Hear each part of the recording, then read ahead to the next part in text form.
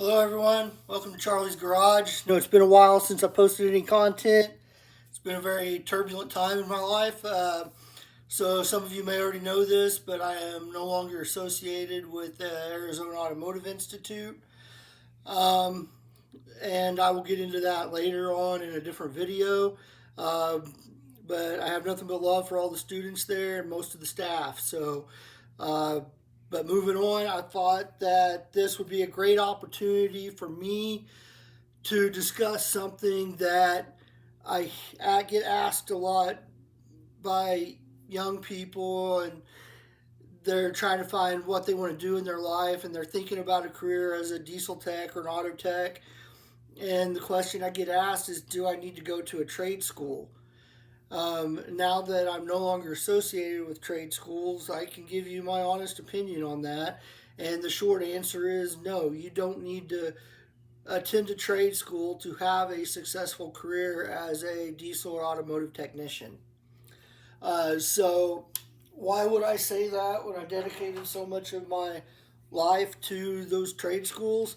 Um, well, the easiest way to say that is I believe in trade schools, and I believe in the good they do, and I believe in the opportunities that they give people. So the question wasn't, does a trade school not help you? It was, is it required? And is it required? No. There are plenty of employers out there that will give you an opportunity to work your way up from the bottom and train you as you go. And there are plenty of people out there that might have, like I did, a quality education in high school. I went to a diesel program where I learned a lot. And programs in high schools have gotten so much better even since I went. I have a friend in California that runs a trade school that is top notch, and a lot of people in the industry flock to him for advice, for help, for wanting to help his students because they know that their help is going to a good place. Um, so there's those are your opportunities, right? If you're willing to start at the bottom, work your way up, and don't expect to be able to buy a house, buy a car, and have live frivolously right off the bat, then yeah, you can work your way up from the bottom. And I do mean the bottom. If you're going into a dealership with absolutely no experience as a technician, they're not going to give you a toolbox, park you in front of a car or a truck, and tell you, "Hey, fix this." Typically you're working your way up. You might be a lot attendant, right? You might be moving cars around. You might eventually end up becoming like a shop assistant where you're running between the parts department and the shop, doing oddball tasks for the shop manager. Eventually get promoted into a technician's assistant or apprentice, and you're doing jobs with him, and he's training you as he works. Um, so why wouldn't everybody go through that path? Why go through the path of going through a trade school rather than doing that? Well, you got to think about it. Um, Most of the people who are graduating from a trade school, when they do get hired by dealerships and companies, they're skipping a lot of that, getting to know the environment, getting to know the roles, getting to know a lot of things, right? So they might not be starting out as a lot attendant or a shop helper or even as a mechanic's assistant. They might go straight into apprenticeship or, you know, something like that.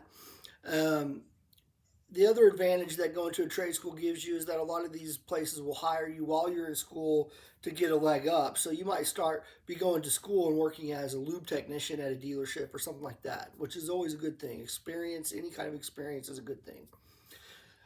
So that's number one, right? So number one is it's not required. If you are willing to start at the very bottom or have some experience and are willing to start at the very bottom from like a high school program, then you got, if you're 18 years old, 17, 18 years old, you got plenty of time to build that experience. And by the time you're 22 or 23, you might have built that experience and be doing the work that gets you paid. Basically, these guys that are going to a 4-year college, if they are graduating when they're 22, they're getting entry level positions, you're probably already beating them out. So it's not necessary. All right. So let's say that you are someone who, you know, doesn't want to go into an environment unknowledgeable about what they're doing, right?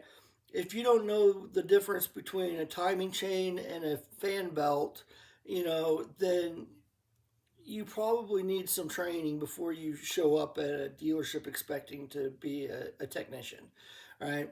Um, if you're not willing to start at the very bottom. So if you have the capability of paying tuition out of school, getting some scholarships, maybe you're prior military like me, and you can use the GI Bill. Whatever the options are, if you have zero experience working on cars, but it's just something you're really interested in, then I would recommend a program. Um, because the program is going to put you in a position when you go into the shop and someone tells you to do something, you should have a basic knowledge of how to rotate a set of tires. You should. I wouldn't have you doing a brake job after you graduated a trade school without eyes on you the first couple of times to make sure you know what you're doing. But I would start you at that a lot quicker than I would someone I hired straight out of high school with no experience. Um, so yeah, so the trade school route is there. The direct hire route is there. There is a huge technician shortage in the country right now. So it's not like if you go into a place that's looking for people and you say, I want to be a technician, but I need training. There's a lot of opportunity out there right now. If you go to a trade school and you apply yourself and actually get a decent grade, good attendance, stuff like that, they're lining up at the doors of the trade schools to hire people. So you're as a former employee at a trade school, it was against the rules for me to guarantee anybody that they would get a job. But honestly, if you apply yourself, if you don't just go to school and nap and play on your phone, if you apply yourself and try to learn something while you're there and actually attend classes seriously, you will get a job. All right. So Uh, there's a third option in here, and that was the option that I kind of took. Like I said, I had a pretty decent high school experience with my diesel program at Central Votech in Drumright, Oklahoma. It was a good program. I learned a lot about diesel engines and trucks, and drive lines and brakes, and all the stuff you needed to know to work on heavy trucks, and even got to rebuild a couple of gas engines while I was in the school. Um, so I could have gotten a job, and I did initially at a place in Tulsa doing work on farm equipment. But that didn't pan out because I didn't have reliable transportation at the time to get to that job. So the route I took was I joined the military. And when I joined the military, I joined the branch that offered me a guaranteed job as as close to a diesel technician as you get. With the Air Force, it was special purpose vehicle and equipment repairman. So I got a guaranteed job doing something that I wanted to do. And when I got done with the Air Force career, I had not only the experience of being a technician and learning the trade of working on vehicles and managing vehicles, I also learned valuable supervisory experience. I learned management experience. I learned fleet tracking experience, safety, environmental. I mean, I learned a lot in the military that has served me very well since I've gotten out. So I know not everybody out there is. I want to join the military and gung ho. To be honest with you, I wasn't that gung ho. That's one of the real reasons why I joined the Air Force. I didn't no desire to get shot at or shoot other people, um, but ultimately I knew that the Air Force could train me in ways that it would take longer for me to get trained in the civilian world.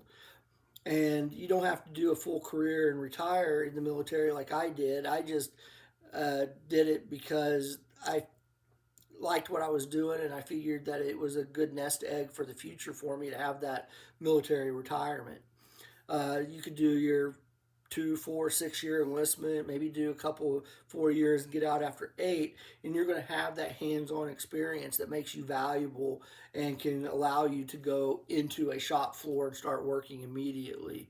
Um, the couple of caveats that I want to add to all of this is number one, training for technicians never ends. Vehicles are becoming more complicated every year. self-driving, automated, different types of safety systems. The computer networking on cars is becoming more and more complicated every day. You can't just simply understand that if you turn a bolt, counterclockwise it comes off and clockwise it tightens. The old lefty loosey thing. You need to be a lot smarter than that to work on vehicles now. The guys I got working for me at my new job, I'm very impressed with them. One of them is an older guy, probably close to my age, who is very knowledgeable, and then there's a younger guy that I'm very impressed with. Hopefully they haven't subscribed or watched my YouTube channel, because I don't want them knowing this yet, because they might get big heads. But I'm very impressed with what they do and the knowledge they have, and the just the systems. I mean, you will train the rest of your life in this career. I mean, I'm 50 years old and I've been working on heavy equipment, training other people on heavy equipment, and being around trucks and trailers and equipment my entire life. And when I sat down and started going through the manuals for the equipment that we use at the landfill, I I will tell you, I'm learning. I am learning a lot. So do not go into this thinking that after a few years of training, you're a master tech that doesn't need to know anything else. You will learn every day something new if you are taking your job seriously and trying to do it right. So ultimately, in conclusion, trade schools not required, but are helpful, and not the only routes. So I hope this helps if you're a young person trying to make a decision on what route to take to be a technician. And if you have any questions about it, go ahead and let me know. Thank you.